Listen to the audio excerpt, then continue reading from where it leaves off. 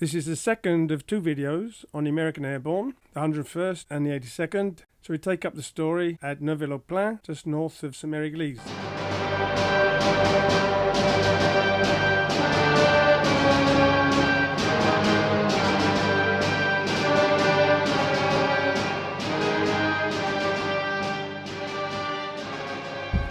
We're here at Merville, which is just north of St-Mary-Église.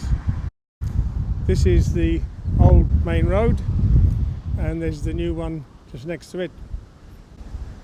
Now, Colonel Van der Voort landed in 505's landing zone, who was played by John Wayne in the film The Longest Day. His job was to set up a roadblock here. He was on the way here, and then he got a message said go to St-Mary-Église. So they turned to go to St-Mary-Église. Then he got a message go to Merville. So they turned to come to Merville.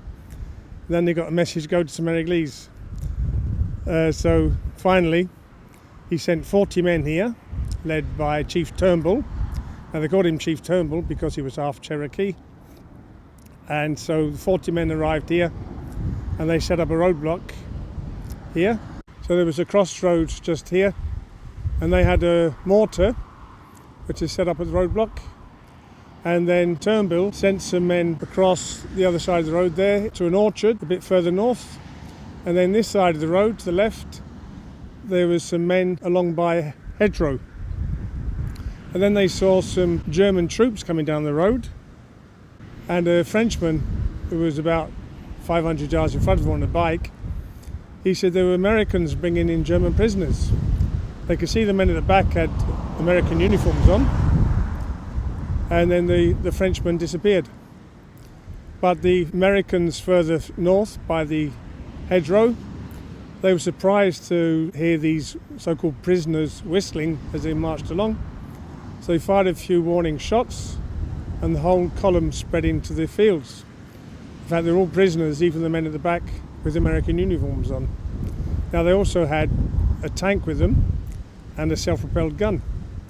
Now in the meantime, Lieutenant Colonel Van der Voort, he'd been to St-Mary-Église, and he found a jeep there with an anti-tank gun attached to it, and so he brought that up here. So the men now had a mortar and an anti-tank gun, and they managed to knock out the tank and the self-propelled gun. So now there was 180 Germans against 40 paratroopers. Now the battle lasted for some hours, because the Germans trying to outflank the paratroopers, and Chief Turnbull was spreading his men out as far as he could from the town. And finally he said to his men, I think the only thing to do is to charge the Germans, we're going to get surrounded. Now one of the men had been out towards St-Mary-Église, and he said, oh, we could pull out, we're not completely surrounded yet. So Turnbull put it to a vote. He asked the men if they wanted to charge the Germans or pull out, and they weren't so crazy as him. They said, let's pull out. So they were going to start retreating towards St-Mary-Église. The medic was going to stay with the wounded men. One man was going to stay with him. He went towards a machine gun, and he was shot just then.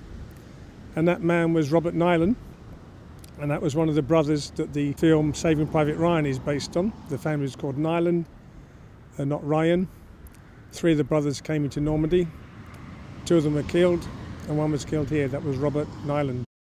This is the town centre of Merville. It's only a small village. That's the church, and there's a monument here to the men that stood out against the Germans.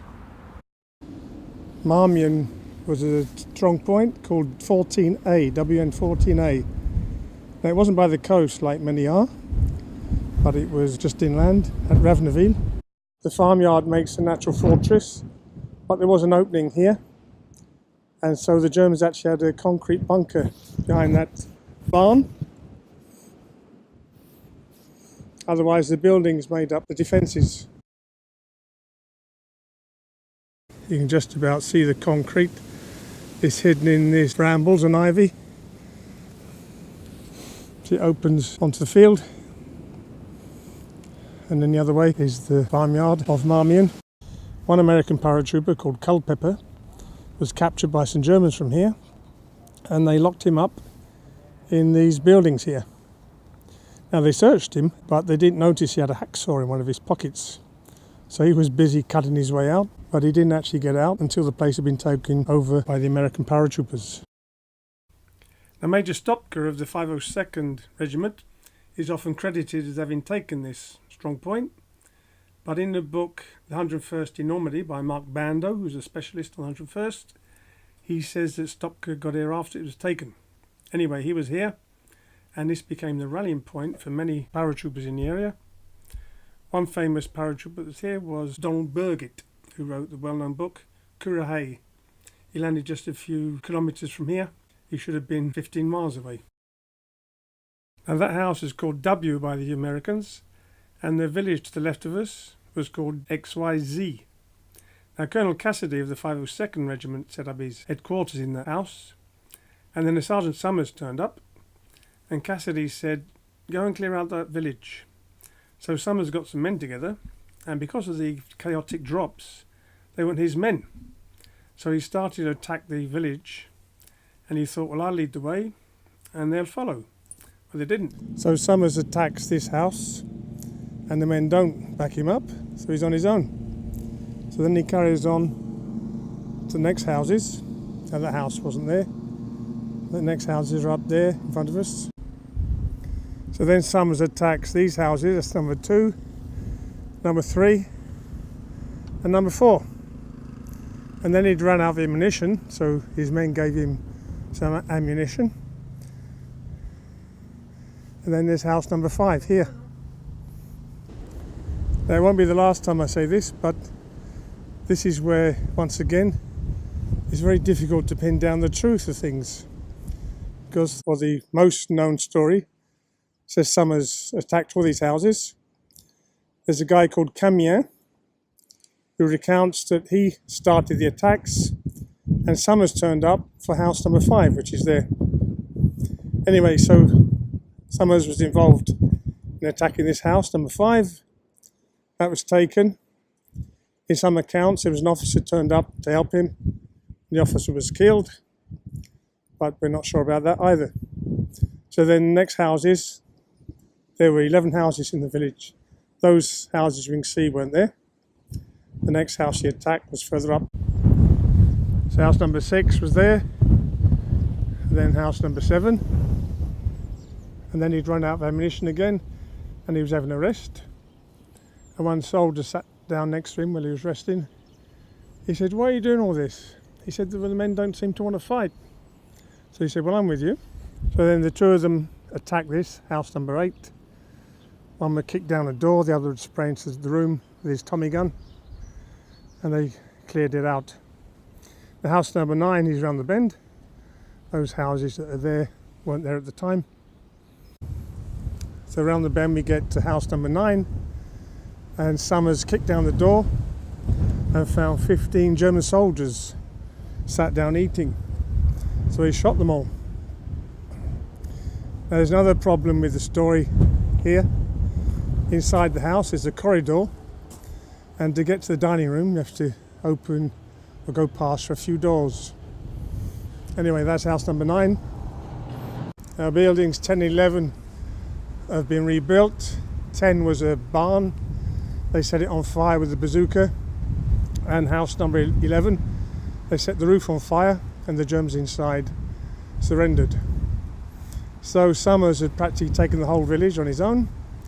He got the DSC for that. But you see, there's questions about what exactly happened. If you do a Google search on WXYZ, you'll find different accounts. So this plaque commemorates the junction of the troops coming in from Utah Beach with the paratroopers of the 101st. Happened at 11 o'clock. Now the junction was made by Captain Maybury. He landed at Utah Beach, which is a mile and a half down that road. His job was to open up X number 1, which is this. And they came along here, they had a tank with them. They came around this bend. They're just up there. There's a bridge over a little stream. And they saw 2 Germans on the bridge. Because the Germans saw them coming and ducked down under the bridge. And as they approached the bridge, there was firing coming at them from the other side of the bridge. In fact, it was the paratroopers. They saw a tank coming. They weren't sure whether it was German or American. They fired at it, and Mabry held up an orange panel, which was a recognition signal, and so they joined up with the paratroopers.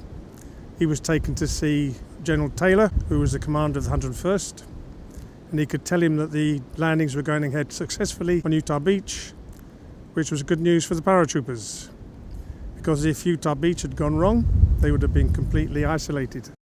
Now those buildings down there are called Le Grand Chemin, and Colonel Stray of the 506 set up his command post there, and that's where Winters ended up about 8:30 after walking over 6 miles. And Captain Hester said to him to go and clear out some guns that were firing onto Utah Beach. So Winters got his men together, and instead of 65 men of the company, he had 12. The others were lost. Now the guns were the other side of the field, just over there, behind that hedge. So Winters took his men along that hedge over there, and then he split them into 3. So they attacked the machine gun in the corner of the field, and once they eliminated that allowed them to get into the trenches. Then they knocked out one by one 3 of the guns, and the 4th gun was knocked out by Lieutenant Spears of D Company, who ran straight towards it to attack it. Now that would be the subject of a video on its own, so a good reason to touch like, tap on subscribe and the bell to get notified of new videos. Now this monument is to Easy Company, and it's just by the field of Breacourt Manor. It's got the names of all the men of Easy Company that were killed up to the 18th of June. So Lieutenant Meehan's name is on it. His plane was shot down near St Mary Glees, and that's why Winters became the leader. This town is St Mary du Mont, and Utah Beach is actually part of this town. Now this town was taken by the 101st, not so easily as St Mary Glees was taken by the 82nd, but by the end of the day it was held firmly. Various strange scenes happened here. The paratrooper landed on the roof of a house along there and dropped to the ground. He was grabbed by 2 Germans who put him against the wall to shoot him. He was praying hard, then heard 2 shots, but felt nothing. The 2 Germans had just been shot by paratroopers. An inhabitant saw a sort of Wild West gunfight. A German and a paratrooper passing each side of the monument suddenly saw each other. They fired at the same time. The paratrooper was dead, but the German was wounded and taken to be treated in a field hospital. In the niche behind the pump, a paratrooper was crouched for some time with his rifle in the crook of his arm, picking off Germans as if he was hunting. Buck Rogers nearly got caught on the steeple, like John Steele did at St Mary Glees, but managed to miss it. He was with 2 other paratroopers and knocked on the door to find out where they were. The man who opened said St Mary du Mont. They asked where the Germans were. He waved his hand above his head to say everywhere. Buck Rogers went up the tower to shoot any Germans he saw from there, but it was difficult to tell the difference from the height. He did see a German shoot a paratrooper and made the mistake of leaning over the body to pick his pockets. He shot him. Then he saw a Kubelwagen coming up the road from Utah Beach. He shot the driver and the passenger. About midday, some tanks turned up from Utah Beach. Many strange things happened on D-Day. One of the strangest was Joe Bailey. He landed on this roof, not like John Steele, who landed on the tower at St Mary Glees. Joe Bailey landed on the roof and he managed to slip off down to the ground. Now he knew exactly where there was a transformer in the town, which he destroyed before getting out of town. But during the day, he jumped into a trench full of German soldiers and got taken prisoner. Now one of the Germans took his dog tag and his uniform and tried to cross the American lines, and he was shot. Now as he had Joe Bailey's uniform and his dog tag, Joe Bailey was considered killed in action, but he was actually in a prison camp in Germany. Now as the Russians advanced into Germany, Joe Bailey escaped, and he joined up with the Russian army. Now when the war finished, he went into the Moscow embassy and he said, "I'm Joe Bailey," and they didn't believe him because he was supposed to be dead, but they checked up and found it was him. So it must have been a great shock to his family, but a pleasant shock for him to come back from the dead. Now before he was taken away, Joe Bailey was interrogated in this building, which was used as an aid station for the Germans. It's called Dead Man's Corner because you see there's a Stuart tank in the grounds. There was a tank like that was knocked out just on the corner, just by the ditch there, and the driver was left in it a few days. So once this was taken over by the Americans on the 8th, if they're asking the way to anywhere, the men would say, "You go up to the corner where there's a dead man." So that's why it became known as Dead Man's Corner. Now this is Merville. There was fighting going on in the village, and especially in the hamlet near here, Les Drueries, for 2 days. And the church here became an aid station. There were 2 medics treating the men in here, Robert Wright and Kenneth Moore. They were treating Americans and Germans. You see the pews still have stains from the blood of the wounded.